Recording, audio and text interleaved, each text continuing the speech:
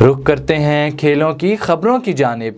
Spain के मशहूर club Barcelona से अपनी राहें जुदा करने वाले लेजेंड फुटबॉलर लियोनेल मेसी ने पेरिस सेंट जर्मेन के साथ मुआहदे के लिए अपनी रजामंदी जाहिर कर दी है। बरतानवी कॉलमिस्ट गुलियम बालीग ने इंटरव्यू में दावा किया कि पेरिस सेंट जर्मेन और लियोनेल मेसी के दरमियान तमाम चीज़ों पर इत्तेफाक हो चुका है।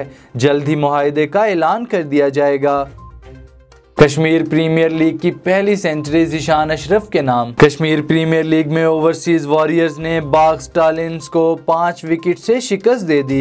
हैदर अली ने 91 रन की जारहाना इनिंग्स खेली। एक और मैच में मुजफ्फराबाद टाइगर्स ने कोटली लायंस को भी 5 विकेट से हरा दिया। फातेह टीम के ज़ीशान अशरफ ने सेंचुरी स्कोर की। अमेरिका से ताल्लुक़ रखने वाली एलिसन फेलिक्स अपने कैरियर का 11वां मेडल जीतकर ट्रैक एंड फील्ड की कामयाब तरीन एथलीट बन गईं। टोक्यो ओलंपिक्स में अपने कैरियर का 11वां मेडल जीता और ये एजाज़ हासिल किया।